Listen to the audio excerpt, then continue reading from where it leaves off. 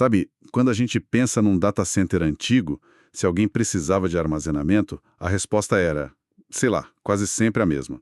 Arruma um disco. Simples assim. Era isso, não tinha muito mistério. Pois é, mas na nuvem, nossa, a história é outra. É como trocar uma chave de fenda por aquele canivete suíço gigante, sabe? Cheio de ferramenta que você nem sabia para que servia. E o perigo é real, porque usar a ferramenta errada não só não resolve, como pode criar um rombo gigante no orçamento. Exatamente. E para colocar isso na prática, o nosso material de hoje deu um desafio bem legal. Vamos desenhar a arquitetura de armazenamento para um app novo, uma rede social. Ah, um caso de uso clássico. Sim, a gente vai ter que guardar perfil de usuário, senha, foto, vídeo, log de servidor, um monte de coisa diferente. Então a nossa missão aqui é desvendar os 3 tipos principais: bloco, arquivo e objeto. E escolher a ferramenta certa para cada pedaço do nosso app. Perfeito.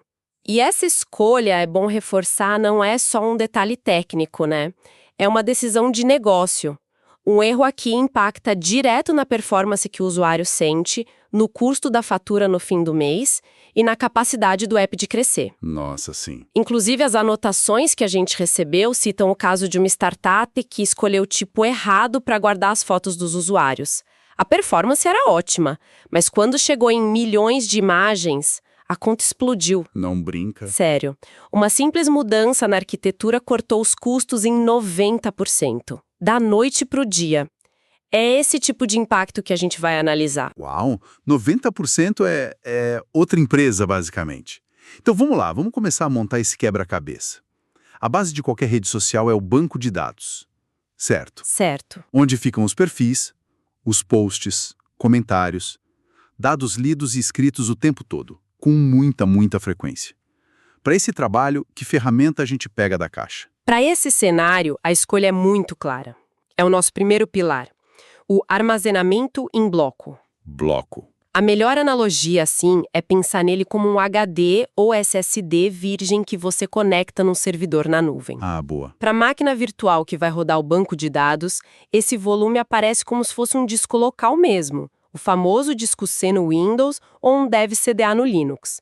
É a experiência mais próxima do mundo físico. Entendi a analogia do disco virgem.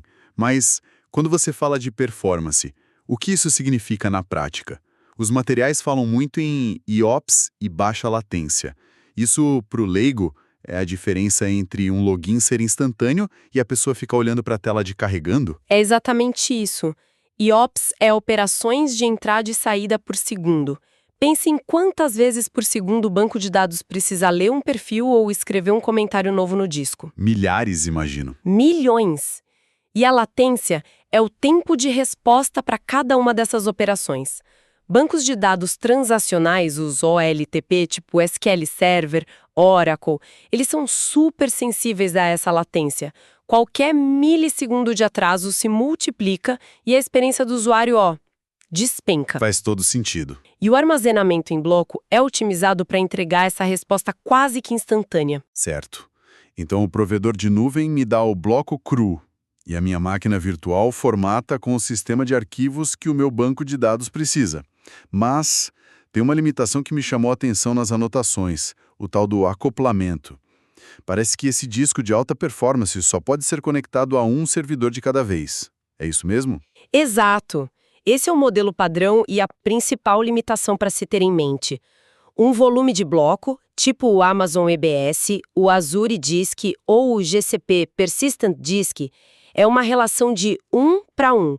Um volume, uma máquina virtual. Entendi. E, geralmente, os dois precisam estar na mesma zona de disponibilidade, ou seja, no mesmo prédio, no mesmo data center. É uma conexão direta, de altíssima velocidade, mas exclusiva. Ok. Então, para o nosso banco de dados de usuários, bloco é o campeão. Indiscutível. Mas essa limitação de 1 para 1 já acende um alerta para o próximo desafio, as fotos e vídeos. Aí o jogo muda. Total. Nosso app vai ter milhões de arquivos de mídia. Eu não posso anexar um disco diferente para cada servidor que precisa mostrar as imagens. Seria um caos de gerenciar. Como a gente resolve isso? Essa sua pergunta nos leva direto para a segunda ferramenta da nossa caixa. o armazenamento de arquivos. Se o bloco é um disco dedicado, o arquivo é como uma pasta de rede compartilhada superpotente. Ah, tipo um NAS. Isso. Pensa naqueles servidores de arquivo antigos que as empresas tinham, um NAS, mas agora como um serviço totalmente gerenciado na nuvem. Uma pasta de rede, então a dinâmica muda completamente. Com o bloco, eu sou responsável por formatar o disco. Com o arquivo, o provedor já me entrega a pasta pronta e eu só preciso montar ela nos meus servidores. Perfeito. Você pegou o ponto central da diferença de responsabilidade. O serviço de nuvem, tipo um AWS, IFS, um Azure Files, ele gerencia tudo. Formatação, replicação, tudo. Você só recebe um endereço de rede. E minhas máquinas só apontam para lá. Exato. Elas usam protocolos padrão, como NFS para Linux ou SMB para Windows, apontam para esse endereço e a pasta compartilhada aparece no sistema como se fosse um diretório local. E o superpoder aqui, imagino, é o compartilhamento. Exatamente. É um modelo de muitos para muitos. Você pode ter centenas, até milhares de servidores lendo e escrevendo nos mesmos arquivos ao mesmo tempo. Sei. É ideal para diretórios de usuários, repositório de código ou um cluster de servidores web que precisam de um lugar comum para guardar os arquivos de um site, por exemplo. Ok, parece uma solução.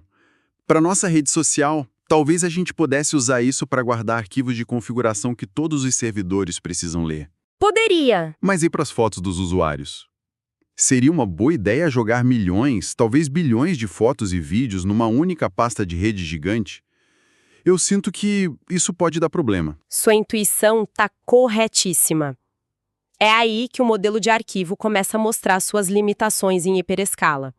Ele até funcionaria por um tempo, mas gerenciar um único sistema de arquivos com bilhões de objetos se torna complexo. A performance deve cair, né? Pode degradar, sim.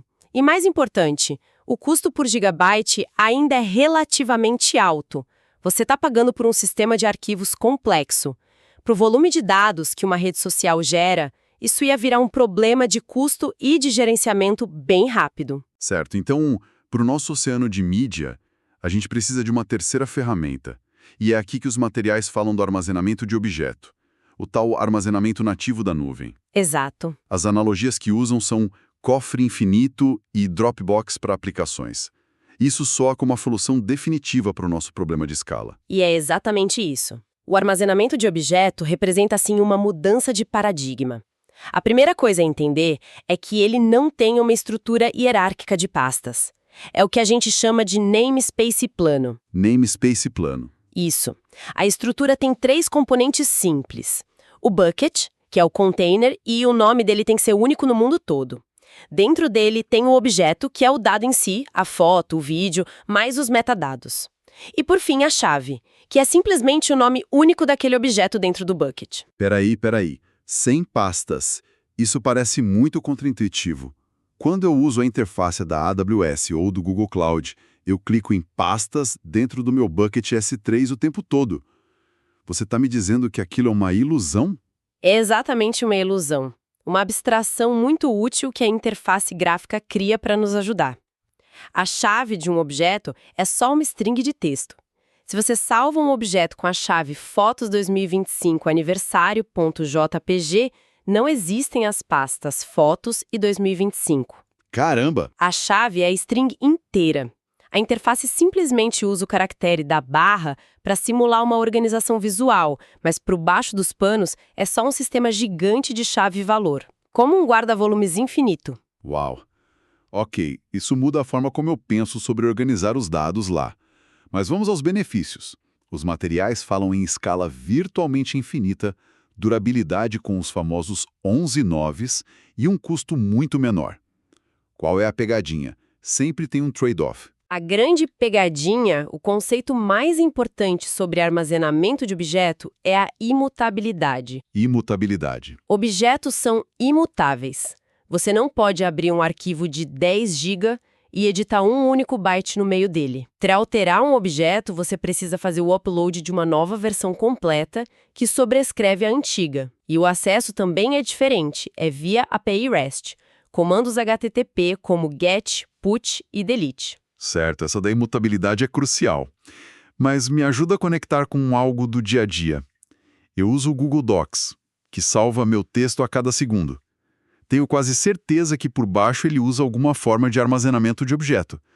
Como ele consegue dar a impressão de que eu estou editando um arquivo o tempo todo? Ótima pergunta, e ela revela como as aplicações são construídas de forma inteligente sobre esses sistemas.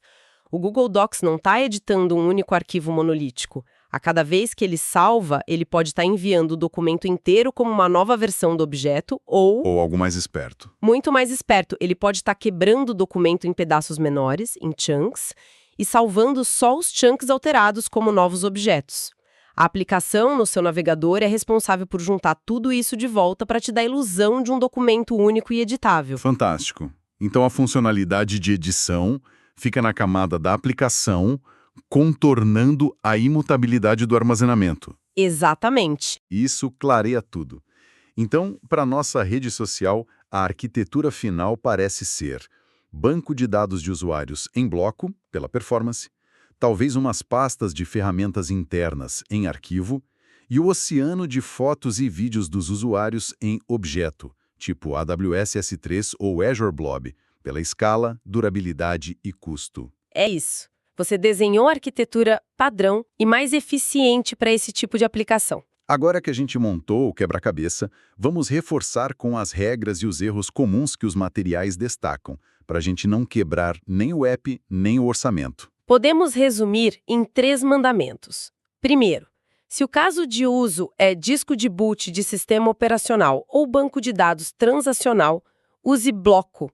É impossível instalar o Windows no S3, ponto. Certo. Segundo, se você está construindo um data lake, guardando backups ou armazenando mídia estática, use objeto. Usar bloco para isso seria caríssimo, como no caso da startup. O custo-benefício do objeto aqui é imbatível. E o terceiro? E terceiro, se você precisa de uma pasta de verdade compartilhada entre vários servidores, use arquivo.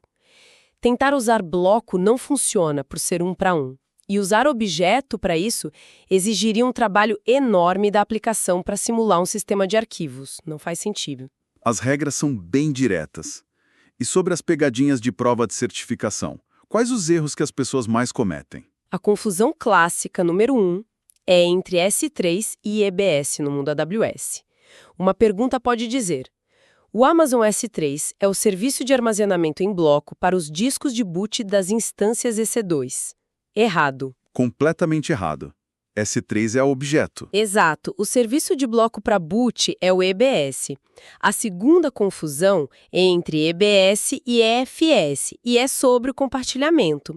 A armadilha seria: para um repositório que precisa ser acessado por centenas de servidores, use um volume EBS. Falso. EBS é 1 para 1. O certo seria EFS, que é arquivo. Isso. E a terceira pegadinha explora a imutabilidade. Algo como: o S3 é ideal para arquivos de log, pois permite que a aplicação anexe novas linhas ao final do arquivo. Falso de novo. Não existe a função anexar. Não existe. Para adicionar logs, as aplicações criam arquivos novos, log10 h01m.txt, log10 h02m.txt. Elas nunca editam um arquivo que já foi escrito. Isso coloca tudo em perspectiva. Para fechar, vamos fazer aquele resumo rápido com os macetes do material para fixar os conceitos. Vamos lá. Ficou bem fácil de lembrar, olha só. Bloco é para boot de sistema operacional e banco de dados. File, ou arquivo, é para folder, a pasta, e para família de servidores que precisam compartilhar. Gostei da analogia da família. E objeto é como um oceano de dados infinito, e para a OLAP, o mundo de data lakes. Perfeito. Então, no final do dia, o que tudo isso significa? Significa que, na nuvem, não existe uma solução única. A escolha certa não é sobre qual é o melhor, mas sobre entender o que sua aplicação precisa fazer e só então escolher a ferramenta certa para o trabalho. É a definição de arquitetura. E isso nos deixa com uma reflexão interessante para o futuro. Nós vimos aqui uma divisão muito clara, né? 3 categorias. Mas a tecnologia não para. As fronteiras estão ficando mais turvas. Exatamente. Os próprios provedores de nuvem estão borrando essas fronteiras.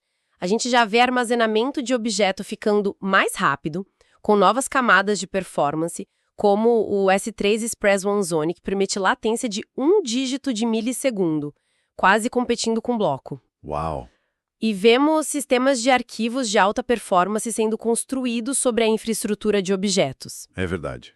E isso nos deixa com uma pergunta final. Será que no futuro essa divisão rígida em 3 tipos vai continuar fazendo sentido? Ou será que a gente está caminhando para uma convergência onde o próprio serviço de armazenamento vai ficar inteligente o suficiente para se adaptar ao tipo de dado, ao padrão de acesso, sem que a gente precise fazer essa escolha de forma tão manual como hoje? Uma abstração ainda maior. Exato. É algo para a gente observar bem de perto.